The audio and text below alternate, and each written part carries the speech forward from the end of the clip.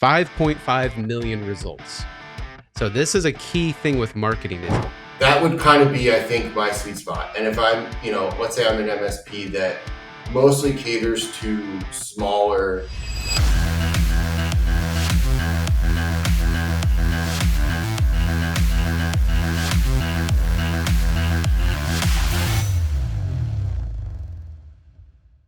So Kevin, what's going on today, man?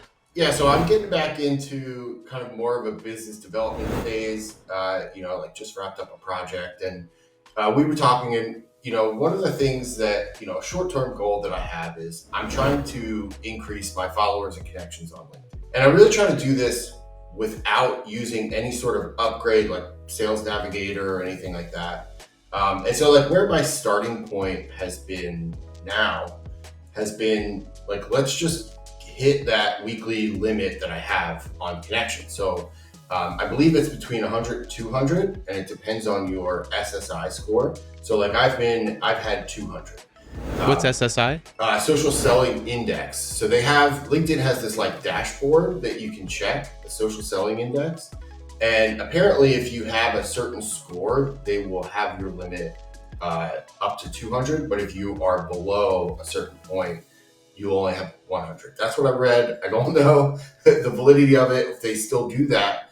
But that's kind of what I've been going off of, because I noticed that initially when I first started this, it was only, it was pretty short leash. And then as I kept going, as I kept posting content and actually engaging, it felt like I could do more. And so I wanted to get your take, number one, on like, what do you think of just setting this sort of goal for yourself?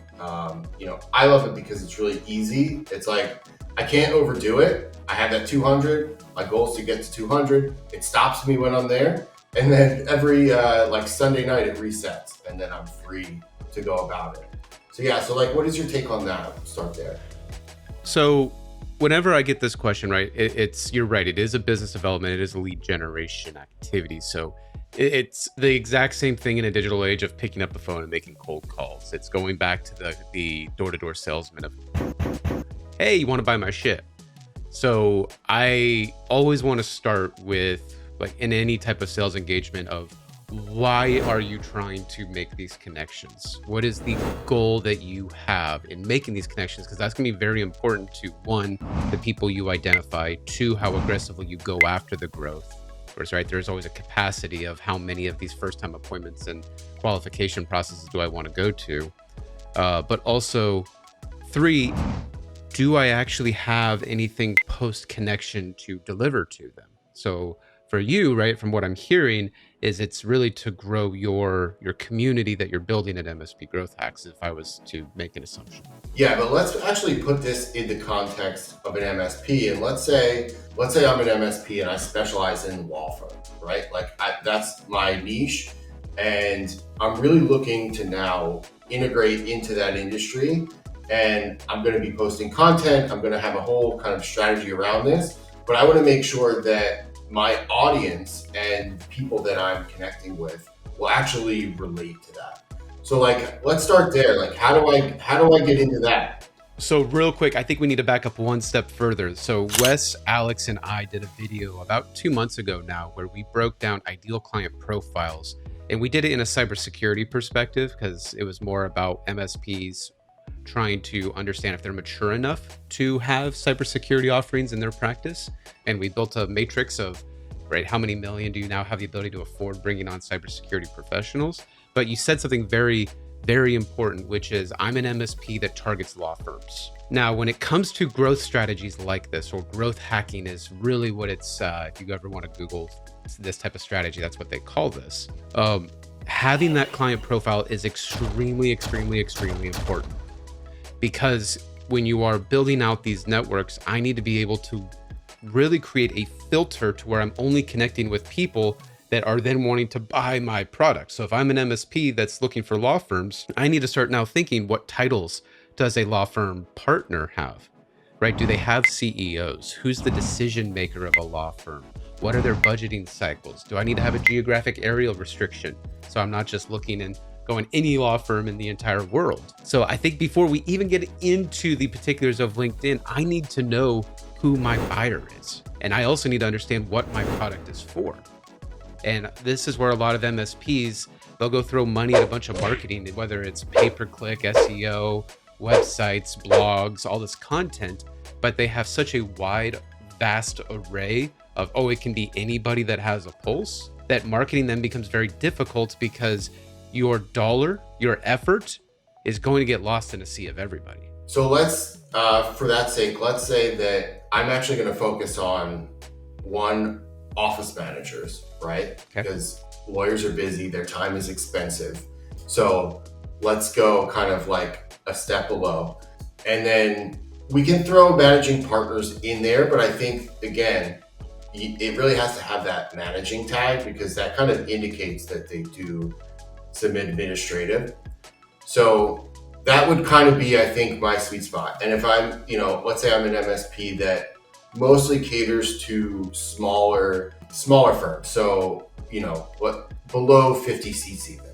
So that's going to be the highest quantity, I think, what we're going to look for. So like we want to widen the search. If we were to kind of go above that, we're kind of limiting now, right? Completely. So let's see how, like, if we can in live session, see if we can identify these prospects, as we want to call them. They're really not a lead yet because I just need to, I got to go through my qualification stages, right? I got to go through really to identify, do they even have the budget and all that other stuff. But with a free copy of LinkedIn, you do not need Sales Navigator. You do not need the premium version. You get a little extra features if you go Sales Navigator. You can do a little bit more filtering, but I want to show you how easy this is. So you said Office Manager. So if I go into search and just do Office Manager, and I go ahead and search this, right? I'm going to get all the office managers in the world. It doesn't matter if they're law firms. It doesn't matter if they're a construction firm. This is a very general thing. Now, the power of LinkedIn is this little all filters button up here. And I don't know if it's going to, for some reason, it's looking a little funky. Let me go ahead and refresh this page, right? We're doing this live. So if I go, weird. Of course it's going to do this to us right now this way. Sorry. Wow, everything. So let me just close this out. Carpe diem, right, people? This is riveting to watch if it's doing it again. Okay, let's turn off dark mode. If you didn't know that LinkedIn had a dark mode, it does, people. I've actually seen a lot of people see my LinkedIn and go, hey, I didn't know it had a dark mode because they buried it in like 40 different menus. Yeah, I didn't know either. There we go. There you go. So now we'll go Office Manager like we did, right? Luckily it got saved. We're going to hit this all filters button once it pops up. And we get a plethora now of little things we can do to narrow this. What was it at? If I go people, let's see, that's just for fun. 5.5 million results. Yeah. So this is a key thing with marketing is if I try to market and add 5.5 million, you actually have a 30,000 connection cap in LinkedIn. So you have to be very selective with who you add. Now, you may have 300 people right now going, Kyle, 30,000? Come on, I don't care. But when you're going into these strategies, I have to be very selective on how I use that because as I grow and scale my business, 5, 10, 15 years, and you have a purposeful strategy of adding people on LinkedIn, you don't want to waste any of those slots. So if I go to this all filter, first thing I want to do is put second and third. I want people that I'm not connected with. So these are people. Second is a connection of one of my connections. And third is someone that's not connected with you at all or any of your current connections. So that went from 5.5 million to still 5.5 million. So this shows you how many office managers and how little office managers I'm actually connected with. So real quick, do you think that mutual connections matter as far as acceptance of the request? It could. And I think you're kind of getting to a step 2 here, Kevin, which is going to be the acceptance rate of the connection. Right now, we're just identifying the possible market that I have of office managers in legal. So I think the second step is going to be how do we make sure I'm an attractive enough profile to where when I hit connect with them, they're going to actually hit accept. Because then it turns into an in-mail thing and you got to pay for messaging and it goes right to their spam box in LinkedIn and you're probably not going to ever get a response. So if I want to then go to industries, I can actually go here and type in legal. And if I hit also, right, people that speak my language, I'm just going to do the real basic ones to where, right, we're going to do legal in here as well. And if I hit show results, I now have 1,100. Nice. Now you have to ask yourself, like, is any of these ones were in a area to where either the title, right? Because office manager may not be the title of everybody. So you may have to have a few different titles and positions that you look for. But we have gone from 5.5 million down to 1,000 results. So these are actually a lot better connections that I want to go after. Now I can even go further, right? I'm in San Diego, my MSP did a lot of California. So what if I just refine this to California, because I don't have engineers in New York or Canada? Now I've gone down to 132 results. Right. Yeah. That's a workable list, right? Yeah, exactly. yeah. That's 1 week. Yeah. However, on the other side of the fence, that's 132 possible failures if I'm not prepared to engage with them or have them want to engage with me. And you're probably only going to get one shot at this, right? So that's important to know. Well, and so there is ways to get multiple chances. A little bit of a LinkedIn strategy is you can revoke that connection request. You just have to wait, I think, 2 or 3 weeks before you make another request. But you do have to change a variable, right? Is it your profile? Like me, Right. They don't want to look at this face, right? They're going, dude, your face is hideous. I just don't want to connect with you. So I got to change my face somehow the next time I go for an at-bat. Or do I have to change my profile? Or do I need to go make a comment on one of their posts? That's where the strategy comes into play of, okay, if I want to have a conversation with them, then that's one thing. The other thing I've seen out there too is to take this into a platform like Zoom Info to get their phone number and email address. Right. So you can have a follow-up to say, hey, I tried to connect with you on LinkedIn. However. Right. So before we get into acceptance, what about like some other, we'll call them like kind of backdoors into the industry, right? So like, let's say case management software, right? That would be a great partner now for me. And it's very likely that the people that are connected to, let's say, somebody that's doing business development for a leading case management software, they probably already have the audience that I'm looking for. So eventually you're going to run out of your list. What do you think about that? Like, how would you recommend people kind of like go outside of the client profile or just get creative with the client profile? I actually really like this because when I ran my MSP, we did something very similar, not in a LinkedIn way, but the first MSP that I turned around back in 2013-ish, we were dental focused. So we actually partnered with all of the dental product vendors and all the dental software vendors and the dental hardware vendors. And we'd say, hey, use us as your grunts, right? Use us as your muscle. And it was actually from them that we had this crazy referral basis and referral network, because now we're working with their connections and we're letting their marketing dollars go fish for all the contacts. And then I'm just kind of the guppy on the shark, right? Feeding off their seconds. So there is an interesting way inside of LinkedIn that you can kind of do this actually, because there is this field, where is it? Connections of. So when you're talking about a document management system in legal, I can go so for example, let's just do this live. I can go, one of the big ones out there is called I think it's iManage. Yep. I know this because my MSP did legal. So this is, you'll know your industry as well. I can go in here and look at all the people that work at iManage, and I can go find one of their account reps or one of their, this might not be the right iManage. I might not even have the right software, but you get the gist, right? I can go in here now and find somebody's name, connect with them, and then go look at all their connections and say, hey, I want to find office managers connected to them. So you can start to hunt for the influencers that may have a bigger network than you do, but they're also adjacent, right? They may be the software dev of the legal industry, where you're the IT. And you can try to connect with them and message with them, obviously do that, build a relationship with them and say, hey, how can we co-market? Kind of like what we're doing a little bit, right, Kevin, is we're co-marketing. This is a function to where you are an influencer in the MSP space. I'm getting there, I think, but there's that level to where now we're combining our audiences, and I can use those connections now to expand and multiply my connections. So what about so let's say we are going to do that, right? We are going to kind of backdoor, and we're going to look for people that sort of have the audience that we already want. how do we know, this is the other thing is like, how do I know that I'm not chasing after dead accounts, right? So, this list might be people that signed up 10 years ago and haven't checked LinkedIn since, or haven't updated their profile. But we really want like an active community of connections, right? So how do we know? Like, how do we figure that out? I tried to never not worry about that problem, just like cold calling back in the day. Eric Bowles, by the way, he's a fantastic guy in our channel. He helped build Pax8, he helped build MX Logic, all on the content marketing and brand side. So go check out the stuff that he's doing with Vosa. I had a chance to work with him all this week, actually.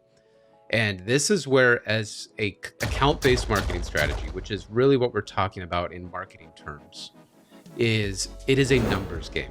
You never know if someone's going to be on the other end of that phone. And I've never personally tried to worry too much of, is this a dead profile? Because it's one of those things of level of effort, the level of engagement, the level of activity will eventually result in someone saying, hey, I will connect with you. Hey, I will have a call with you. Hey, I will look at the services you offer, because once I connected with you, you gave me value. You gave me some information I didn't know.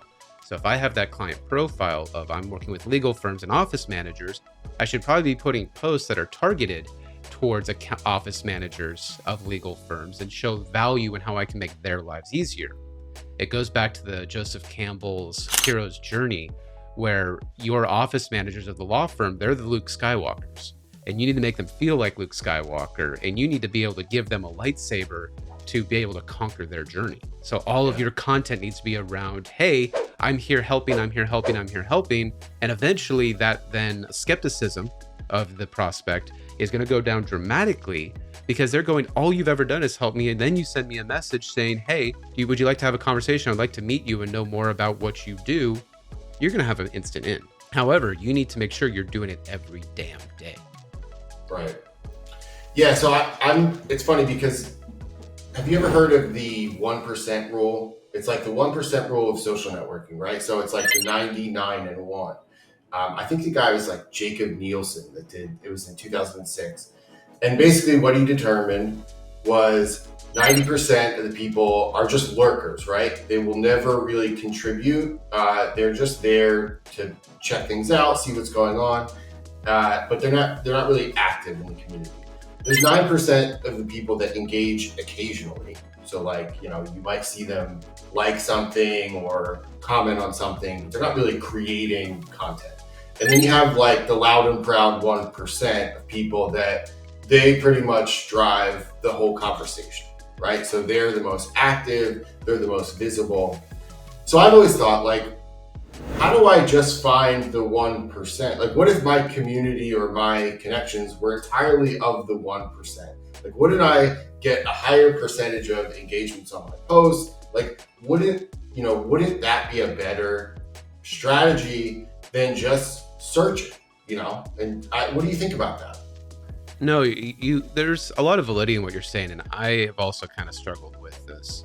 And one of the things that I've always recognized, and even like if you look at a big influencer like a Gary Vee, right? A guy that's literally figured out the science behind this. He'll straight up say, you'll never hack the algorithm. Don't ever believe anyone if they know what the algorithm is. I mean, Eric Bowles even told me that yesterday of like, no one knows how the algorithm works. You're never going to make it so your post always shows up in the feed.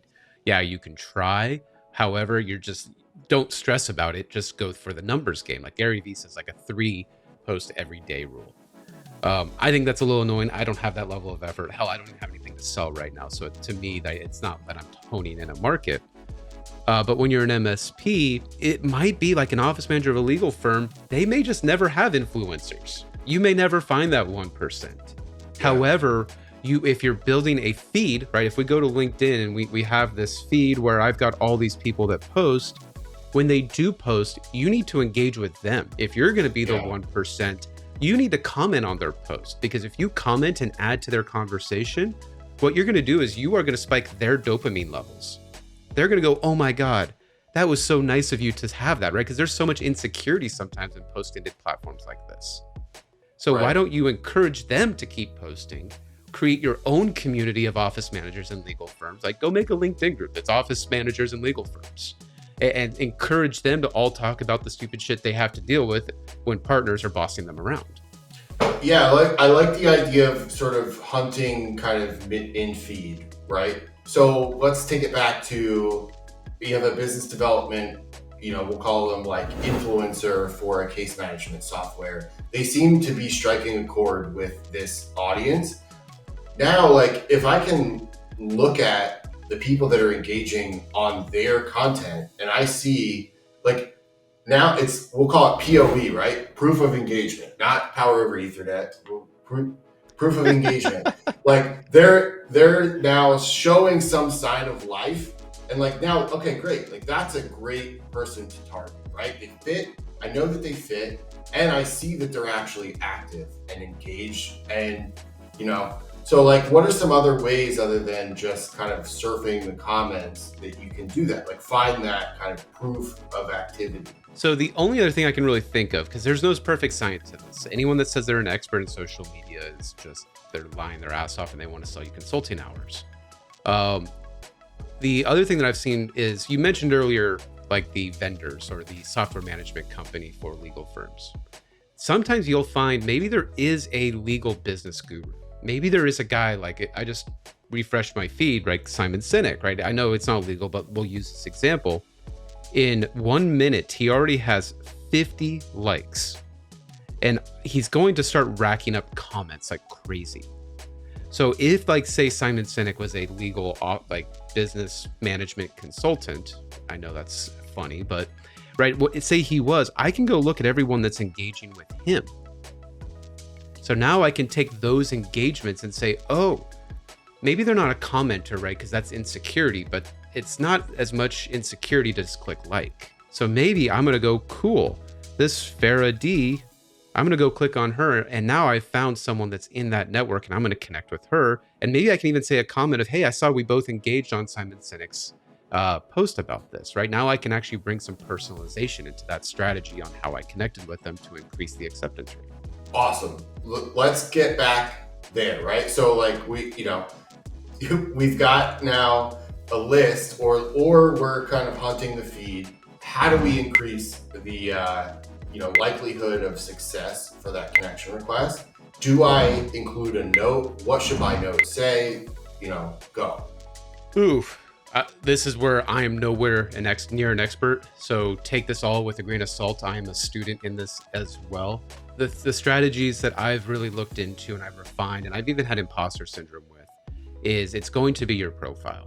Now, when you receive an acceptance, so let's go back to LinkedIn, right? What we're going to see is all these people that have asked to connect with you.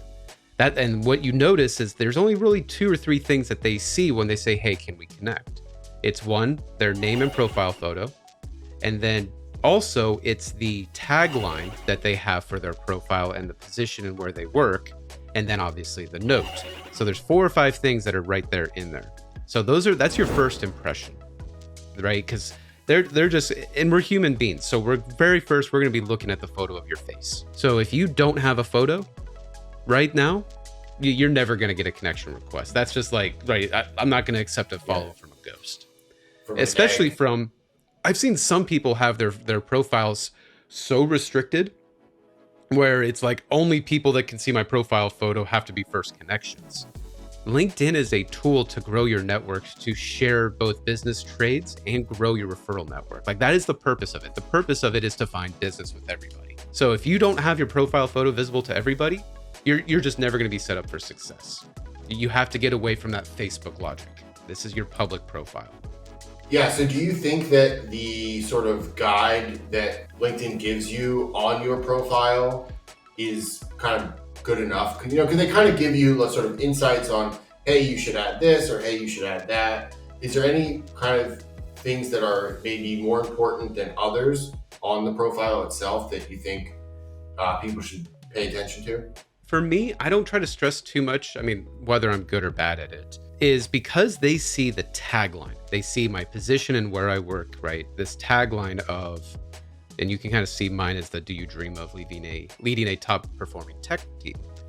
I want it to be instantly enough to where they look at it and go, oh, this guy is looking to share content on what my business operates on.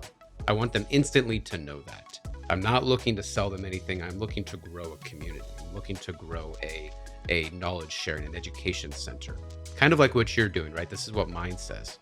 But if you want to go to someone that's a really good LinkedIn MSP owner, let's go to where is Will? Where's Will Slappy? So Will is a fantastic MSP owner when it comes to social media. So I'm going to give him a shout out here. So if you look at his tagline, it's CEO, managed IT, cloud cybersecurity and VoIP expert, better customer experience. So there's things in here where I'm like, this guy's a human being. His banner has the IT voice, world-class technology, hometown service. Right here, I instantly know what he is looking to achieve. I know what he does. I know that he's a human being. I know he's not one of these LinkedIn sales coaches or content coaches that's just going to try to sell me BDR services. So if I see him asking for my connection, then I'm going to go, oh, this is a normal guy. This is a guy that does something adjacent to me. So when I see him pop up in my network invitations, I'm already now, that skepticism has gone down to not hit the ignore button. Yeah. You almost think like, oh yeah, this is somebody I should know about. Right? Like that's kind of the point. It's like, why don't I know about this person already? Exactly. Or there's just a friendliness to it. Like the photo isn't some 20-year-old headshot where I'm like no smile at all. Or a no profile photo or some real blurry thing that I took with my iPhone 4 back 4 years ago. It's professional, it's inviting, and I know exactly who he is and what he does. Now, you mentioned one thing about the note. This is where I don't have a best practice. I don't have an idea on what works. But the one thing I can say is when I do see a note, I instantly think they're using an automation tool. The skeptics, I know a lot about LinkedIn, so I understand the growth hacking strategies. So I don't have the perspective of a lot of people. So take my perspective with a grain of salt. But it takes a lot of time to add a note. Yeah. I mean, it takes an extra 4 clicks and I got to write the statement out. So when I see things like this, it's a copy paste job. It's a copy paste job with some variables. And I can almost guarantee that the second I hit accept, they're going to try to sell me something. Yeah. That's like the trigger for the next follow up. Right? Oh, totally. Right. And you know, like going into, I apologize. I didn't have it on screen, but when I see that, I'm just going, okay, these guys, you know, maybe one of them in here is being genuine. So I do want to look at it because maybe they're just a really friendly person and they met me at a conference or did one of my workshops and they just wanted to say thank you. So you do have to screen them just a tad. Don't just hit auto ignore. Don't be a dick. Because, right, this is a platform to engage and have a community and have conversations first and foremost. Don't forget that. However, most common people are just going to hit connect. So I know Michelle at True North Dynamics, I interacted with her at a conference this week. I know 100% she's a real person because I literally met her at a conference, but also you can see she's connected with other people that I know. This is why you want to grow that network. You want those second degree connections to pop up. I see a name that I know, Ken Patterson, fantastic friend of mine. And I'm going, cool. I'm instantly going to accept that.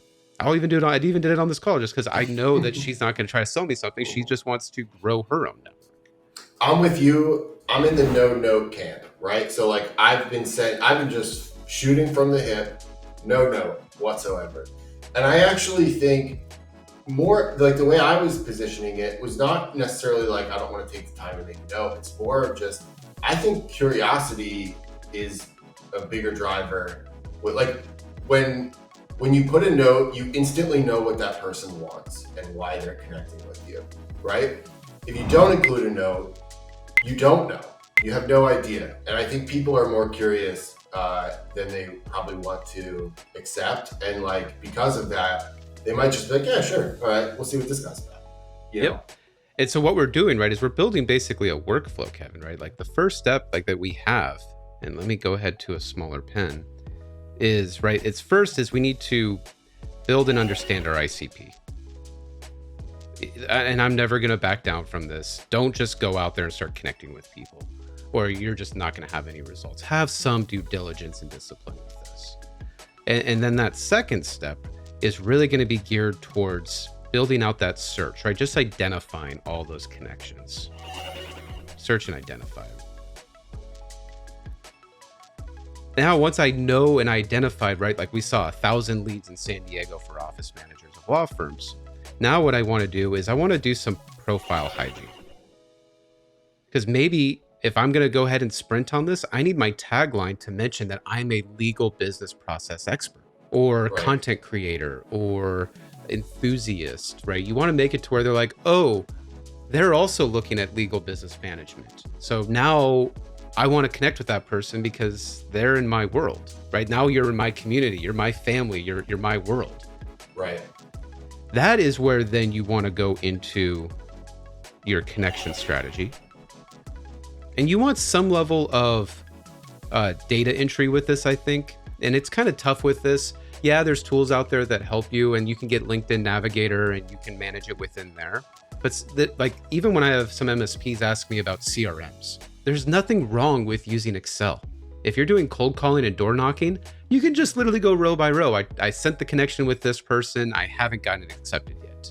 Then maybe I want to do A/B testing and I want to withdraw it, put the date that I withdrew it, and then I want to try again with a different profile, right? I want some level of that A/B testing. I don't want to just put a bunch of effort out there and not make myself any better. It's the Einstein quote of doing the same thing over and over again, expecting the same results. But it's once the connection is accepted, it's the post-accepted strategy. And I don't know if we have enough time to go into this, Kevin, but here is where they accept your connection. Well, yeah, I don't want to sit there and hound them and sell to them right away the first 10 minutes that we've been connected. I also can't forget that at some point, I want to see if I can make money. I want to see if I can get them on, if I can help them, if my solution will give them value. But that becomes an entirely different sales cycle altogether. Right. Yeah, and I guess it really does matter whether your goal is to be like a creator and kind of rack up these followers and be visible, or if you're, like you said, essentially cold calling, then it's more of like a message game, right? Whereas you could very well create content, sit back, wait for the person to engage, and then after they engage, let's say they like one of your posts or whatever, then like that's your signal now. It's like, okay, let's now reach out and go, let's now activate sort of the message game, right? Oh, Eric Bowles, I'm going to give him a shout out again. He would say you're kind of both. The whole idea of a brand is really dead these days, and we all need to be content providers. Like, he did a workshop that was 2 hours that I sat in just because the guy's a genius when it comes to marketing. And he would literally just say, like, you have this in your pocket all day.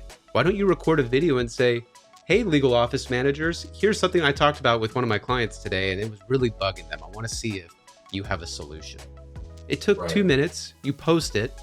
You're going to get some engagement. And if you do that enough, you then start to build out that little network to where you're cold calling with a video from your phone. They're just watching it, right? You kind of have to merge the two ideas in your head. Yeah, it's a great, your distribution is to post, not to message, right? Yeah. But you're just talking to everybody at the same time. I think video is a great way to kind of push that out. Like, it's essentially is a message, right? It's not a direct message in the sense that it's to one person, but why does it have to be any different, right? Yep. Like, why, if you have something to say and it's worth saying, then you should be able to say it to everybody.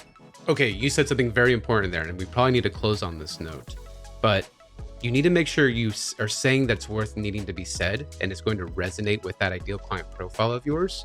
So many people try so hard to worry about the copy, to worry about what it is I'm going to say into the camera. And that creates paralysis, right? You're sitting there going, oh no, I'm going to put it into ChatGPT and it's going to post a bunch of shit that I don't care about. And I'm going to look real authentic online, or unauthentic, excuse me. Yeah. So use what's going on in the world around you. If you're an MSP that is in legal and you're talking to an office manager and she's, bitching about some problem with one of their vendors, talk about that. It'll take you 2 minutes. It's top of mind. You can be passionate about it. And yeah, you might get a few of those that get no engagements or someone calls you an asshole. But you know what? You do it again. You do it again. You do it again. Yeah. Awesome. Oh, hey, man, this has been fun. I got to hop into my next call. I'm glad we hit record on this conversation. Yeah. And this has been cool. We should do another one with post strategy.